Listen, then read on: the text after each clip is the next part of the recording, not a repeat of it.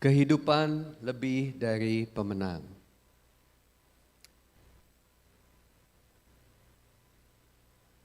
Ya, itu tema kita pagi hari ini. Kita baca Roma pasal 8 ayat 37. Ya, ayat ini kita akan baca sama-sama. 1, 2, 3. Tetapi dalam semuanya itu, kita lebih daripada orang-orang yang menang. Oleh Dia, Yesus yang telah mengasihi kita. Sekali lagi ya, Bapak Ibu Saudara sekalian, 1, 2, 3. Tetapi dalam semuanya itu, saya lebih daripada orang-orang yang menang. Oleh Dia yang telah mengasihi saya. Amin, amin, amin. Ini ayatnya. Tapi bagaimana hal ini bisa dijelaskan? Apa maksudnya lebih dari pemenang? Ya, emangnya kamu sudah pernah menang? Sehingga hari ini engkau lebih dari yang engkau sudah pernah lewati. Ya, menang soal apa? Dalam segalanya. Memangnya kita sudah menjalani hidup yang seperti itu? Mari biarkanlah konteks menjelaskannya. Kita sebetulnya harus membaca ayat ini lengkap ya, Roma pasal 7 ini dari ayat 13 sampai ayat 25. Tetapi saya hanya mengambil sebagian saja yang akan kita baca.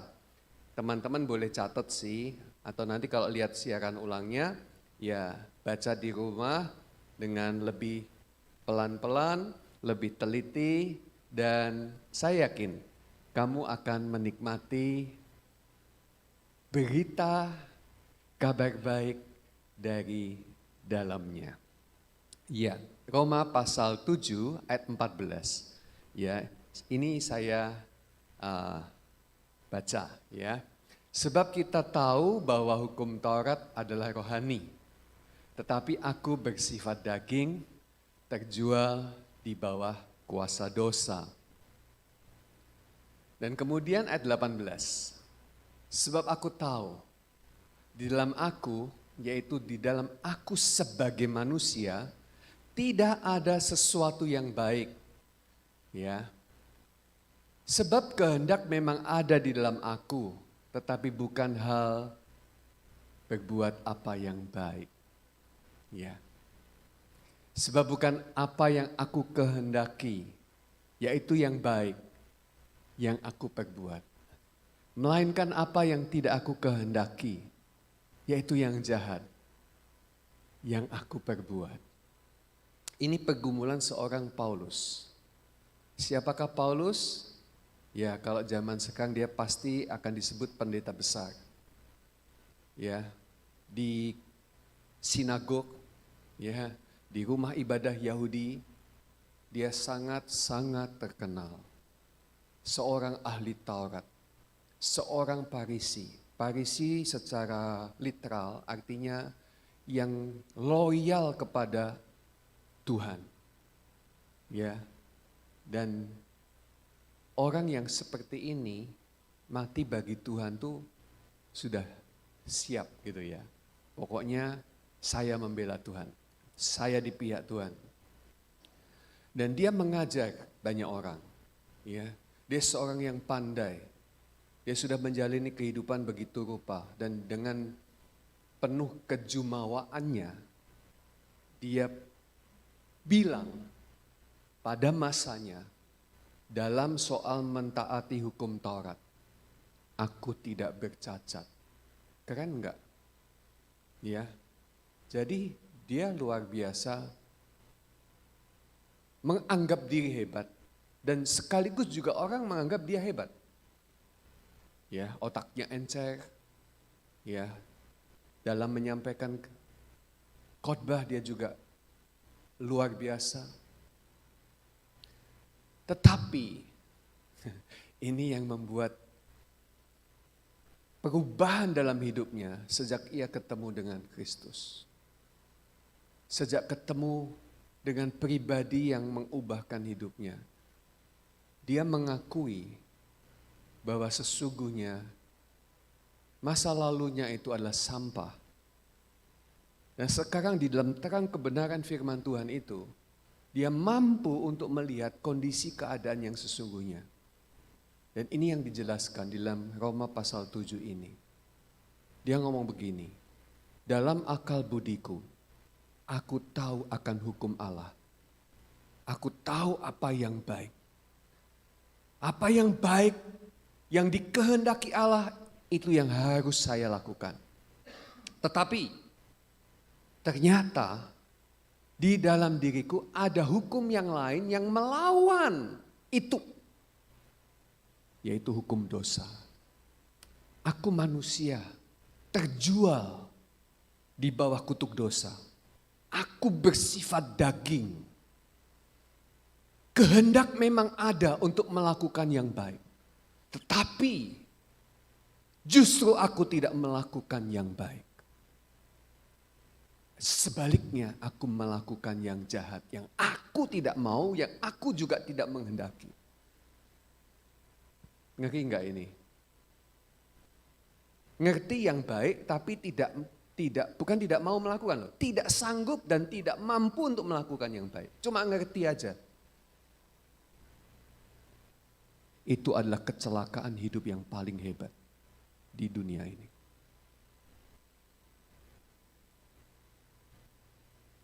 Dan kemudian dalam Roma pasal 7 ayat 24, Paulus sampai ngomong gini.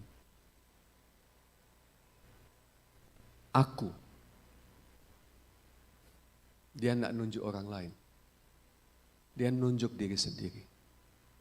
Aku manusia celaka.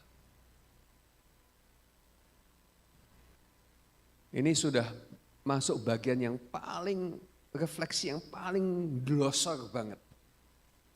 Karena ketidakberdayaan, ketidakmampuan.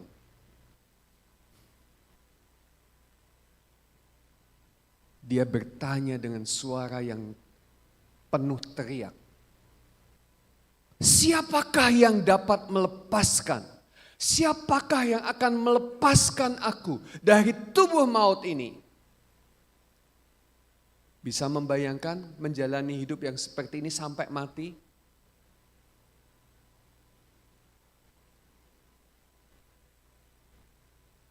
Hukuman api yang menyala-nyala. Ketidakberdayaan. Ngerti sih ngerti, tapi nggak sanggup mau apa lagi.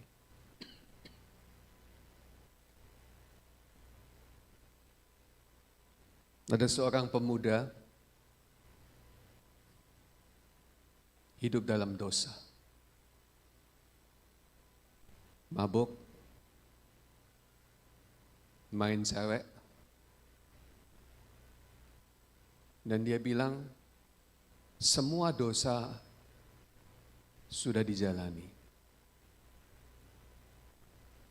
Bukan hanya dia melihat jijik dirinya sendiri, tapi dia juga merasa orang-orang yang merasa diri baik menganggap dia orang yang tidak layak. Dia ingin berubah. Dan satu hari dia datang di gereja. Saudara bisa membayangkan khotbah pendeta waktu itu penuh dengan hukum. Pendeta dari mimbar berkata, bertobatlah dari semua dosa-dosamu, kejahatanmu. Ingat, kamu sudah lari jauh daripada Tuhan.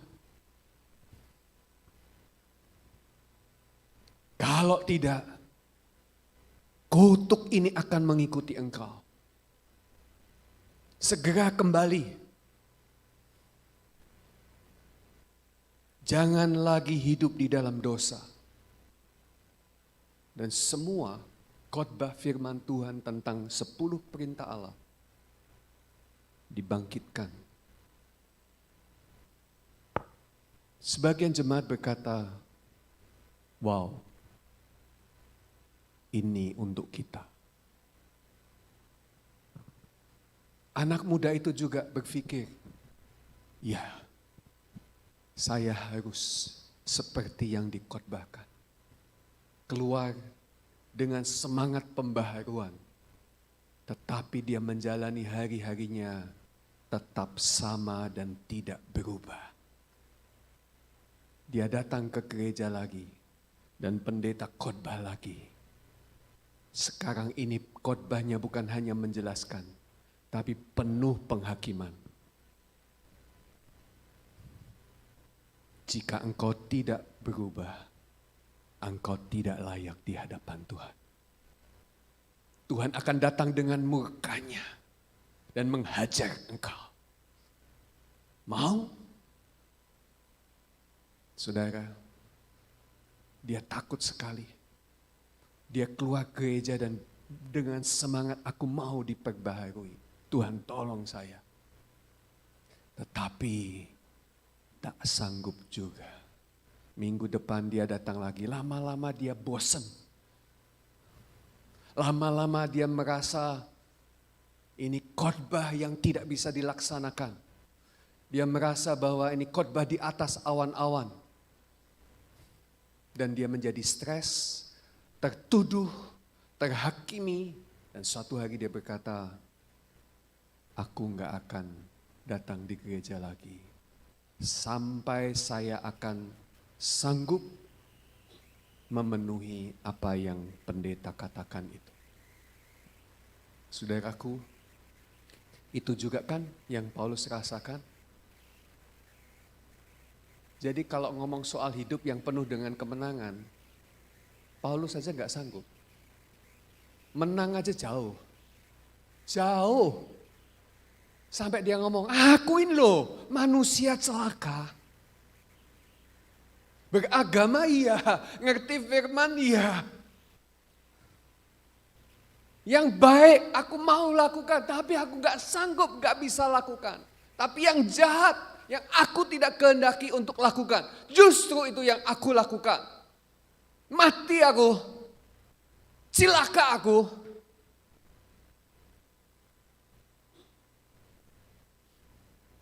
Siapakah yang dapat melepaskan dari tubuh maut ini? Dosa sudah kadung masuk lewat Adam dan Hawa. Gak bisa ditinggalkan begitu saja. Dan kita dilahirkan dari keturunan Adam dan Hawa. Tidak ada manusia lain di bumi ini. Hanya lewat dia. Dan kita semua dilahirkan dalam dosa.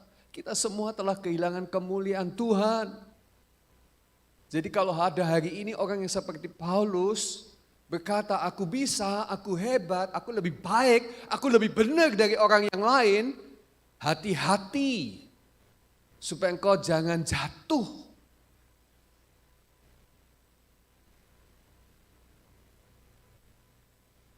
Paulus bukan jatuh, tapi dia dijatuhkan oleh kasih karunia.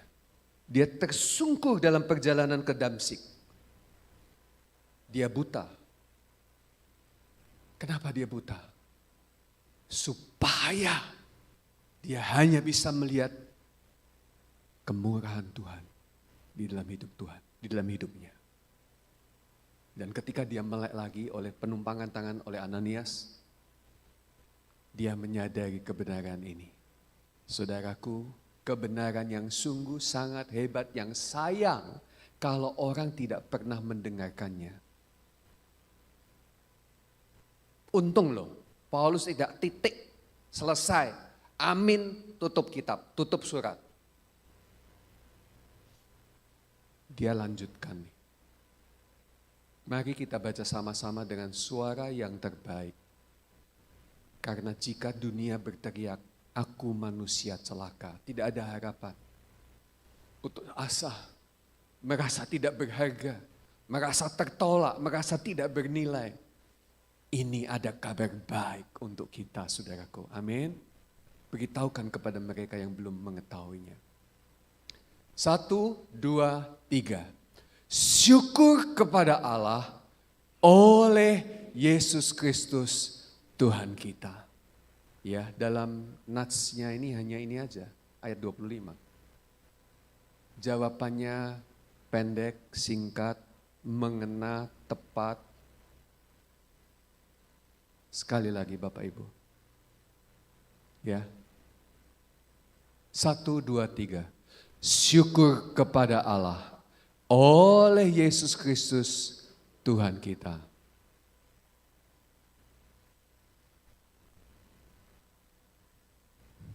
Dialah penolong. Dialah Tuhan yang telah mati di atas kayu salib untuk menanggung semua kutuk kita, celaka kita karena dosa. Coba kita bandingkan dengan Matius 19 ayat 16 sampai 26.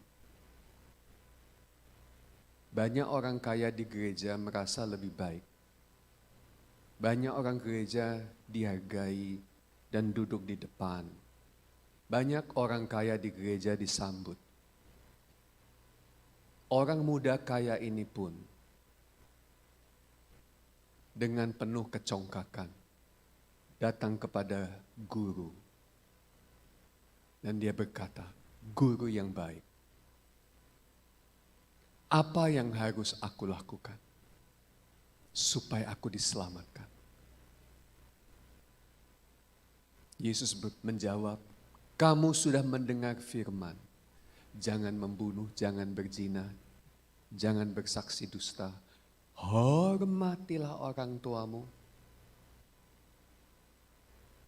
Anak muda ini dengan penuh kebanggaan dia berkata, semuanya itu sudah aku lakukan dari masa mudaku.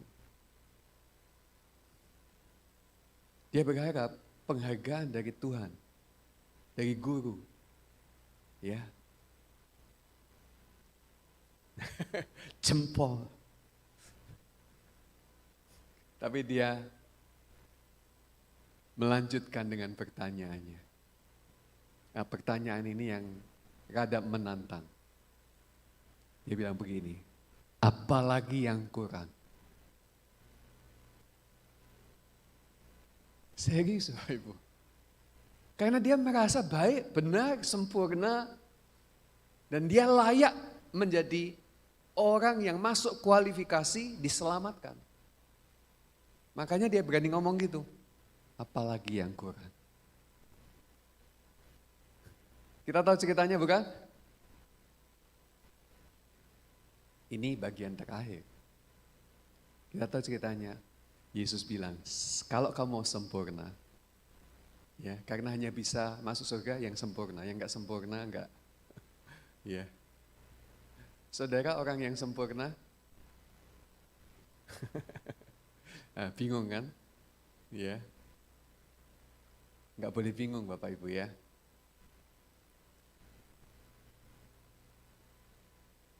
Yesus bilang, kalau kamu mau sempurna, atau di dalam kitab yang lain, surat yang lain, satu hal yang kamu kurang. Kalimatnya seperti itu, satu hal yang kamu kurang. Apa? Apa? Jual semua yang kamu miliki. Bagikan kepada orang miskin. Dan kamu ikut aku. Kita tahu kisahnya Bapak Ibu. Dan ketika saya ceritakan seperti ini, coba hayati atmosfer, situasinya, suasananya. Ya. Dan anak muda itu meninggalkan Yesus dengan hati yang sedih. Sangat sedih. Dia pikir dia bisa. Tapi dia enggak sempurna, masih kurang satu. Memangnya enggak boleh kaya? Boleh Bapak Ibu. Yang enggak boleh itu, yang hatinya melekat kepada kekayaannya. Memangnya siapa yang bikin kita kaya? Kan begitu kan? Kalau misalnya anak muda ini berkata, ya siap, dan kemudian dia menyerahkan seluruh hartanya, menjual seluruh hartanya, kira-kira apa yang terjadi dalam skenario benak Anda?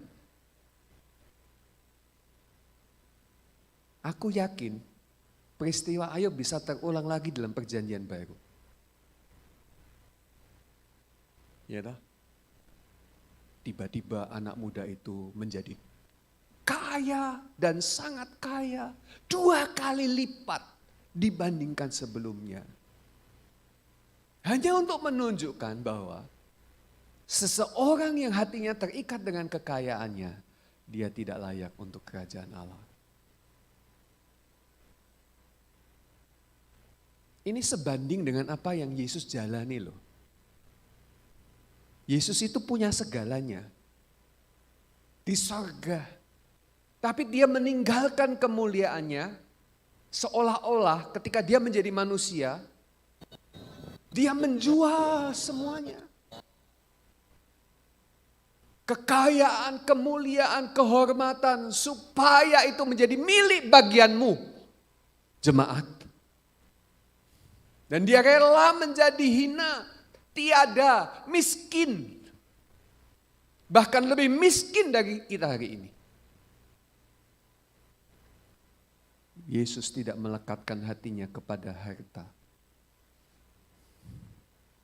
Dan itulah sesungguhnya identitas kita di dalam Yesus. Yang kita enggak mampu untuk menjalani sebelumnya.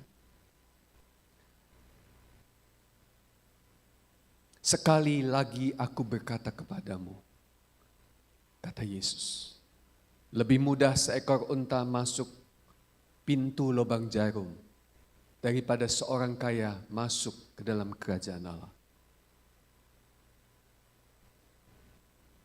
Ketika murid-murid mendengar itu, sangat gemparlah mereka dan berkata, jika demikian, siapakah yang dapat diselamatkan?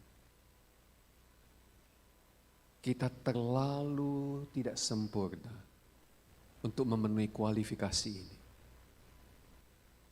Berat. Karena standarnya hendaklah kamu sempurna. Sama seperti Bapakmu yang di surga adalah sempurna. Siapakah sanggup? Jawab Yesus. Yesus memandang mereka dan berkata, bagi manusia hal ini memang tidak mungkin. Pak, Bu, usaha manusia tidak mungkin. Beritahu kepada dunia ini. Mereka berdoa, mereka beribadah, mereka percaya di dalam agama-agama. Tetapi tidak mungkin. Mereka berkata jika Allah menghendaki, insya Allah. Hidupmu yang cuma 1 kali ini saja, hidup di dunia hanya untuk dipakai spekulasi. Syukur-syukurlah nanti Tuhan berkenan saya masuk dalam kerajaannya. Tapi saya enggak tahu, saya enggak pasti. Enggak pasti Bapak Ibu.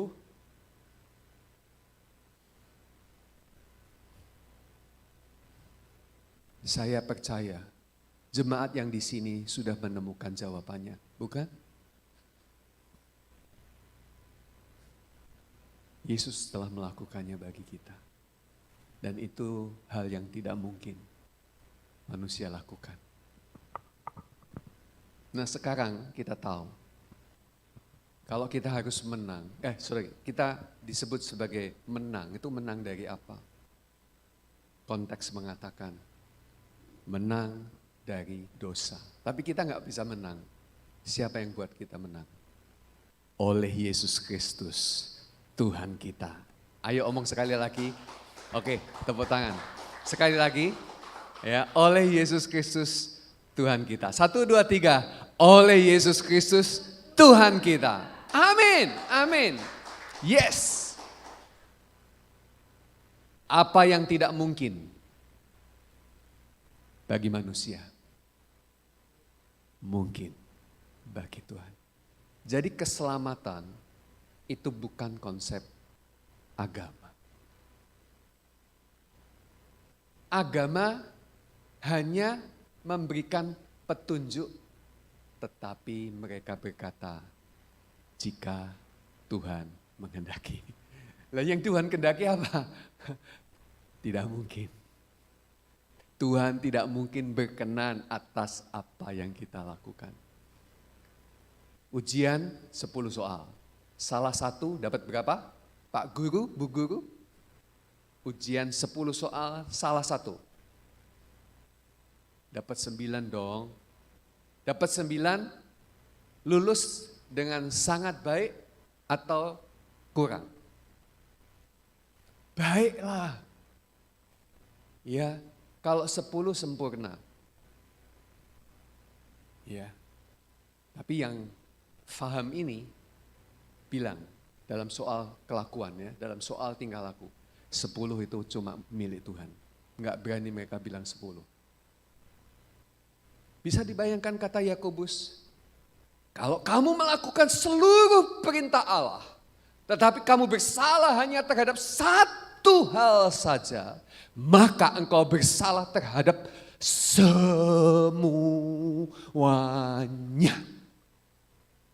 Mati gak? Dulu yang Paulus ngomong, aku tuh manusia celaka. Gak ada yang baik daripadaku.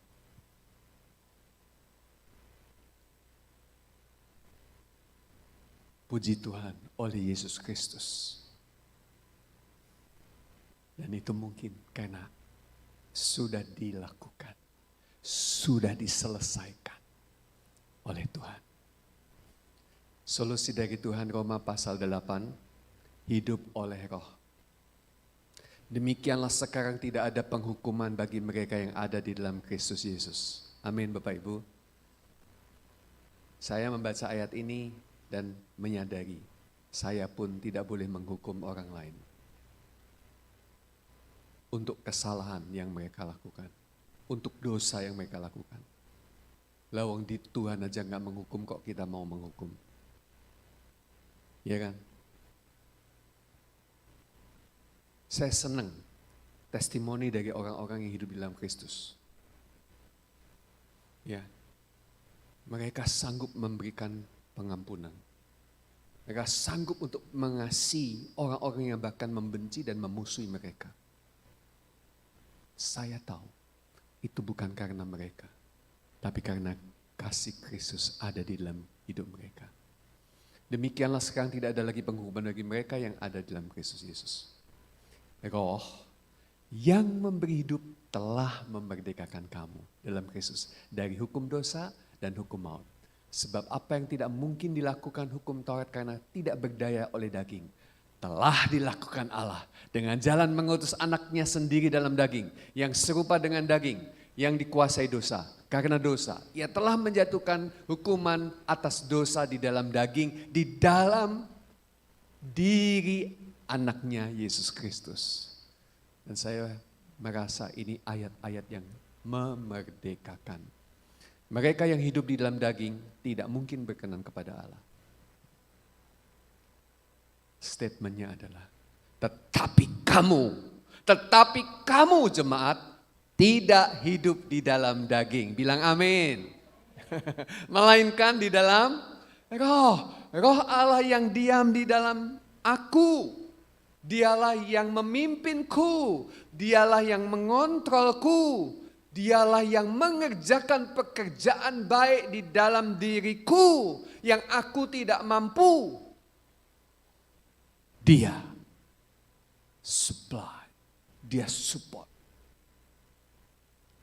Jika memang roh Allah diam di dalam kamu, dan memang roh Allah diam di dalam kamu.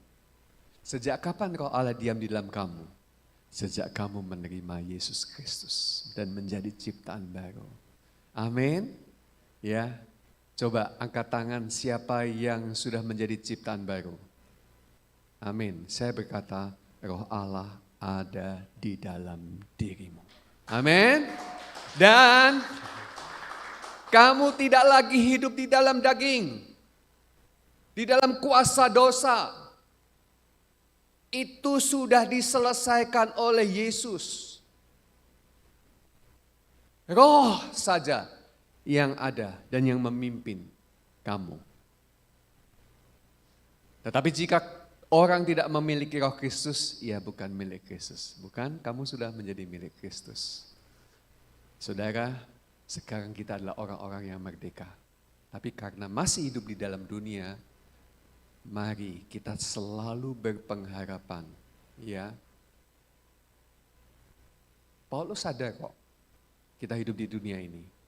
Kita tahu, ini kata Paulus, bahwa sampai sekarang segala makhluk sama-sama mengeluh.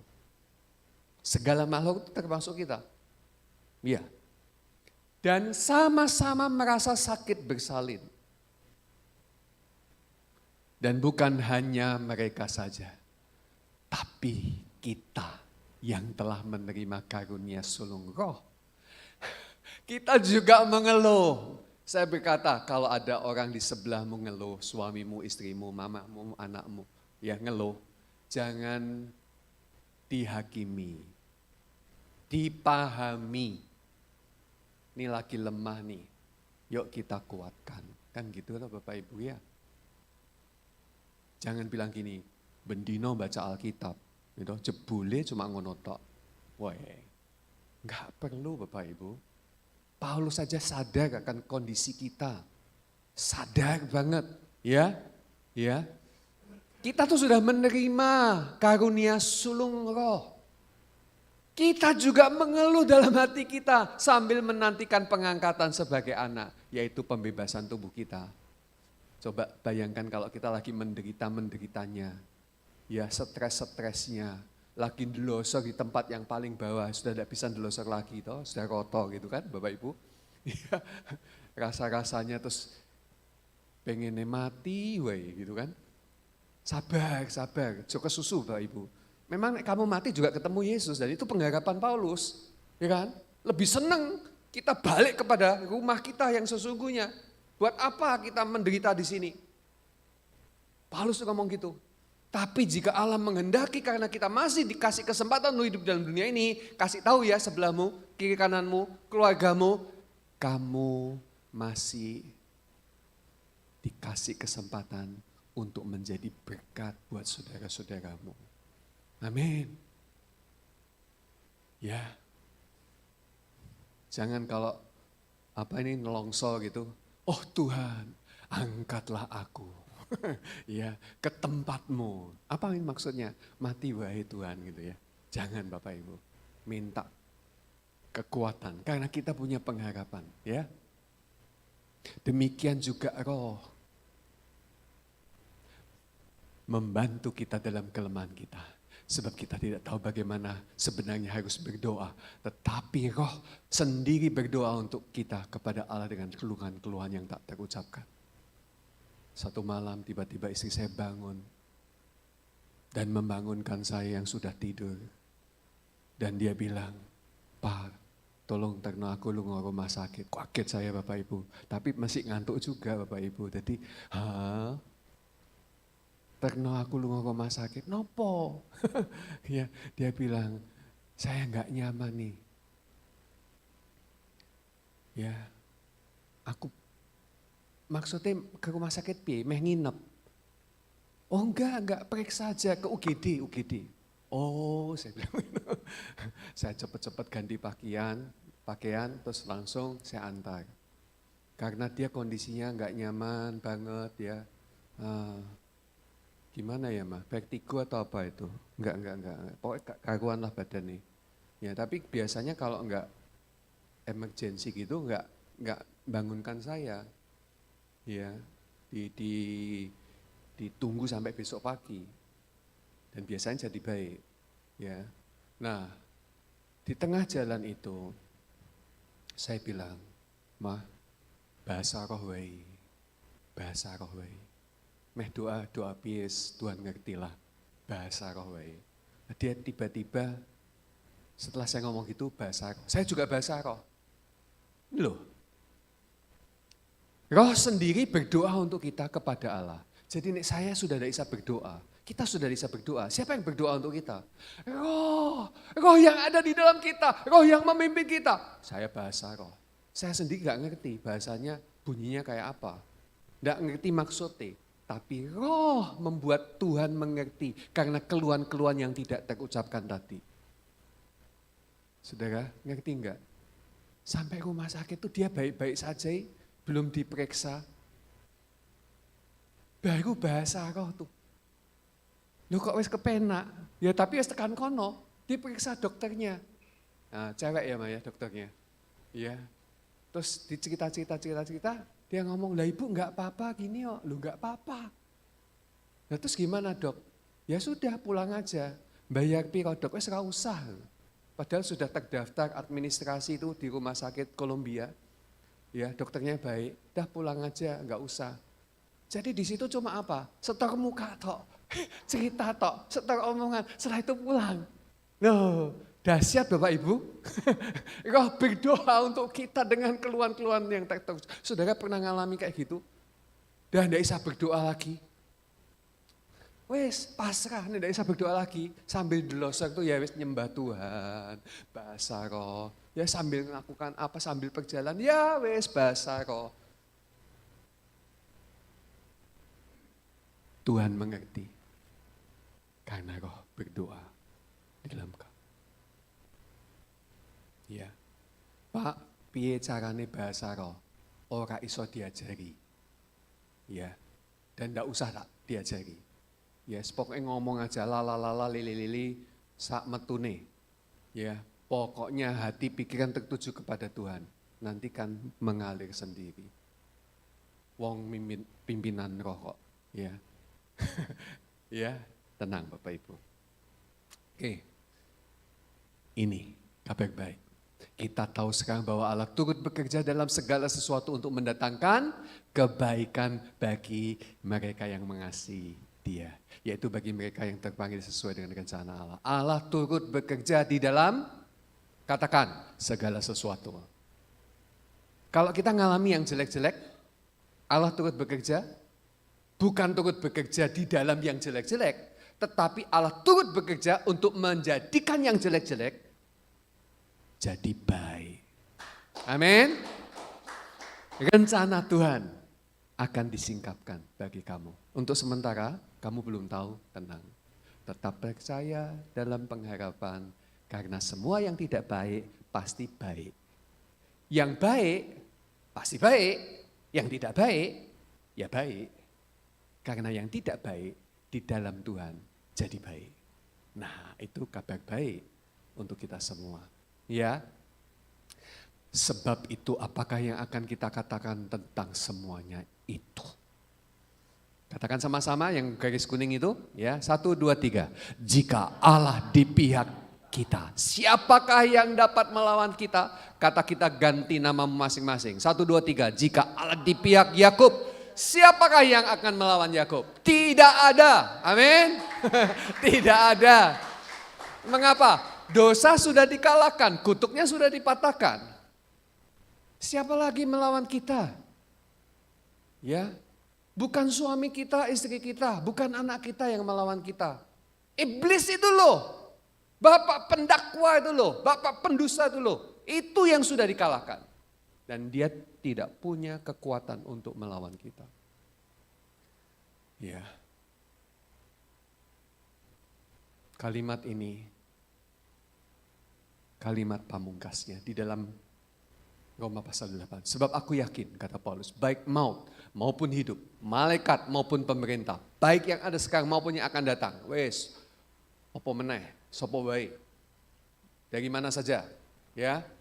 Kuasa-kuasa baik di atas maupun di bawah, ataupun sesuatu makhluk kalau ada makhluk lain.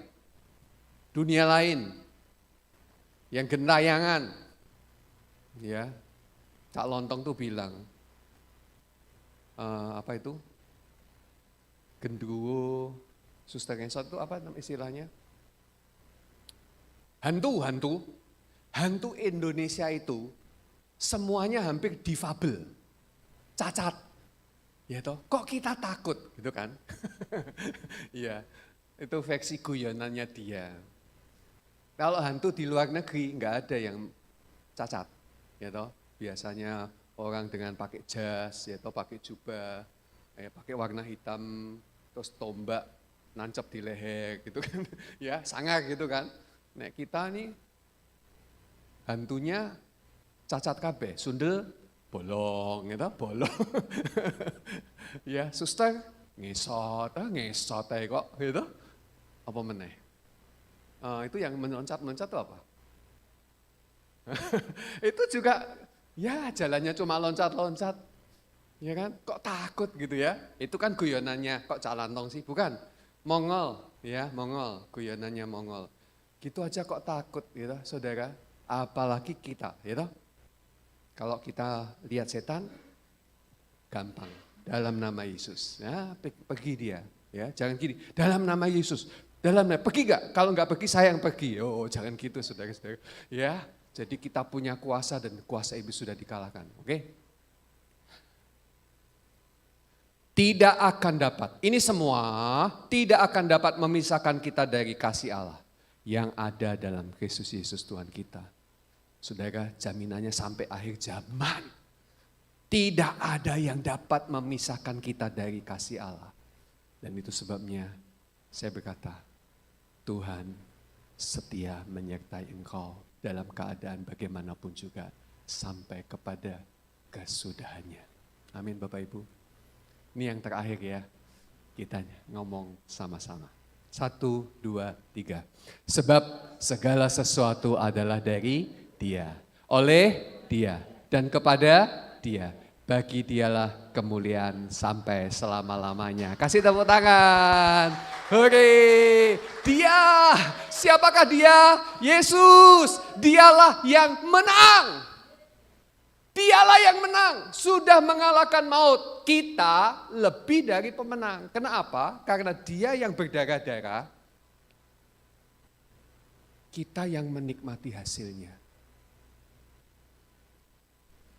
Dia yang mati di atas kayu salib.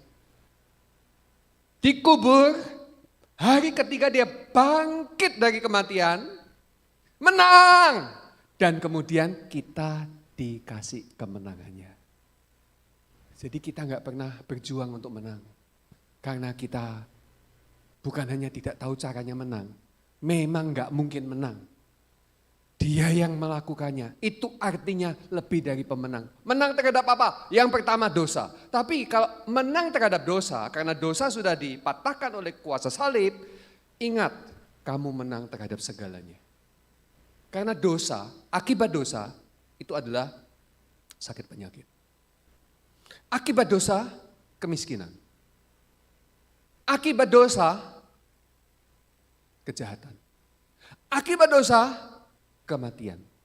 Kalau dosanya sudah dipatahkan, kuasanya hilang, ditiadakan, maka engkau dipulihkan. Sehat, diberkati kaya. Ya, saudara itu saya ngomong kaya, bilang amin toh. Ya, coba saya mau minta angkat tangan. Siapa yang yakin engkau kaya? Angkat tangan. Nah, yang nggak yakin nanti konseling sama saya atau Pak Vincent aja deh. Sama Pak Vincent ya. Untuk meyakinkan nih Pak. Bapak aku belum punya rumah, belum punya mobil. Kaya. Kalau kamu aja enggak pernah ngomong kaya, bagaimana dapat mobil, dapat rumah gitu kan. Enggak pernah ngerti kondisinya jadi dirinya. Ya saudara-saudara, nikmatilah apa yang Tuhan sudah sediakan. Ya. Tadi kapan ya Mbak Ayu bilang sama saya, Pak Yakub minta maaf kepepet ini, mepet kok saya diminta untuk nulis pastor note. Tapi tadi tak lihat di warta kok bukan saya gitu ya. Mungkin salah paham ya. Saya nulis di situ ya, apa artinya lebih dari pemenang dalam sebuah cerita. Nah, kemudian saya tadi mau bawa sapu tangan. Tapi lupa, ya ada yang bawa sapu tangan, es kuno gitu, sapu tangan enggak laku gitu. Biasanya tisu Pak. Tapi bisa bayangkan sapu tangan ya. Saudara, kalau saudara dikepret sama sapu tangan, sakit atau malah geli? Gitu. Sapu tangan itu lemah. Ya. Tapi coba bayangkan kalau sapu tangan itu tak belebetno tanganku gini. Ya. Terus sapu tangan ini tak pukulkan kamu. Ya, kira-kira sakit apa enggak? Nah, itu lebih dari pemenang itu. Ya, sapu tangannya enggak berdaya, tapi siapa yang ada di dalam sapu tangan? Itu yang membuat pukulan itu jadi berasa. Ya, engkau itu orang-orang yang hebat. Terakhir, ini cerita saya untuk mengakhiri khotbah pada pagi hari ini. Tadi pagi, saya bangun, istri saya bangun, dia langsung bilang, happy birthday gitu. Ya saya sudah tahu sih. Kalau saudara baca di grup WA, wah itu CIW pertama kali ya. Terima kasih. Tapi ini cerita tadi pagi, ya. Saya bawa Alkitab, saya makan di meja makan. Jadi di meja makan ada 2 hidangan. Satu Alkitab. Saya nih baca Alkitab tuh masih pakai kayak gini loh, Bapak Ibu, enggak pakai apa itu namanya HP. Enggak enak, ya, enak ini. Lalu di sebelahnya piring. Saya makan. Ya, saya beli tadi malam. Apa makanannya? .com. Ya. Lalu saya bilang sama istri Krista di situ, istri saya di depan saya, ini makan jasmani dan rohani. Ya, ini dua-duanya mengenyangkan.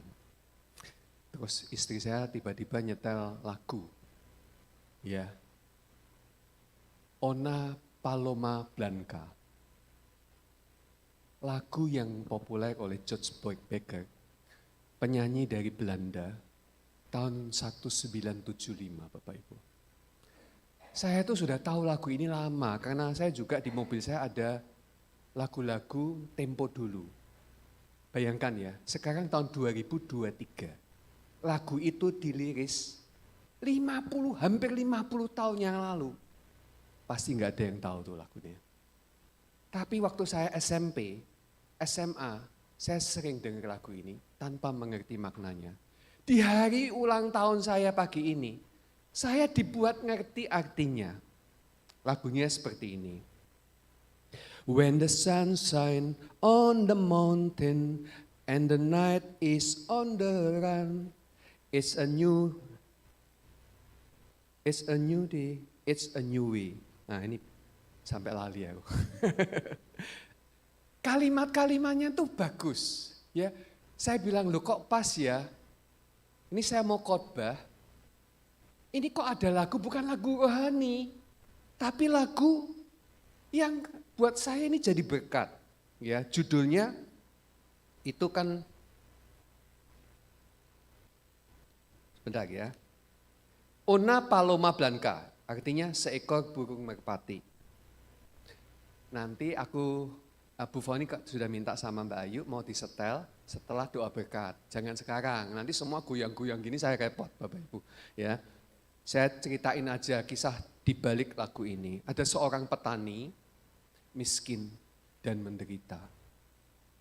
Nah di balik semua pergumulan hidupnya itu, dia itu berimajinasi jadi seekor burung merpati putih. Itu ceritanya. Lagu tahun 1975 dan ini hits di tahun itu 76 ya di seluruh Eropa dan dunia. Ya. Saat matahari bersinar di atas gunung dan malam sedang meninggalkan. Itulah hari yang baru dan inilah cara yang baru. Dan aku terbang ke matahari. Aku bisa merasakan sinar matahari pagi. Aku bisa mencium bau jerami yang baru. Ya, petani Bapak Ibu. Baru dipotong. Aku bisa mendengar suara Tuhan memanggil. Ya. Una paloma blanca, seekor burung merpati. Aku hanya burung di langit. Di atas gunung aku terbang. Tidak ada yang bisa mengambil kebebasanku.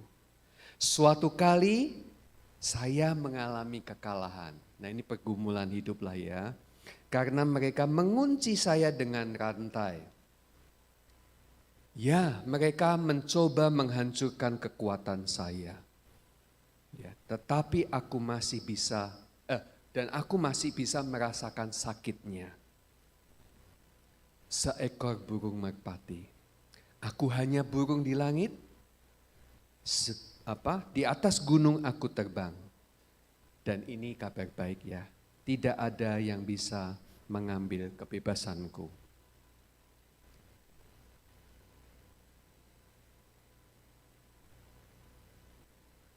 Ya, itu aja.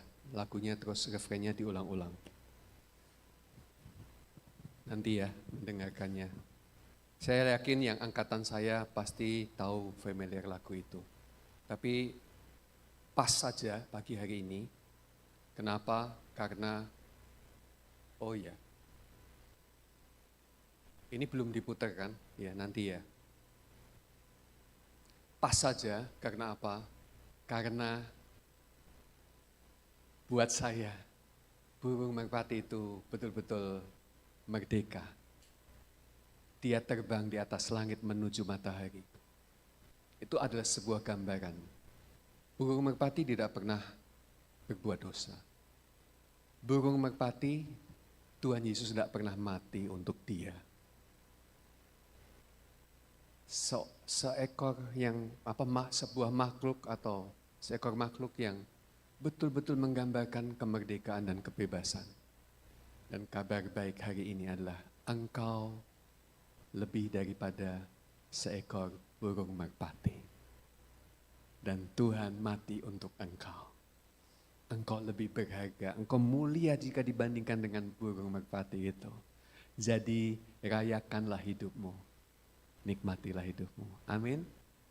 Oke, kita berdoa. Kita bangkit berdiri bersama-sama.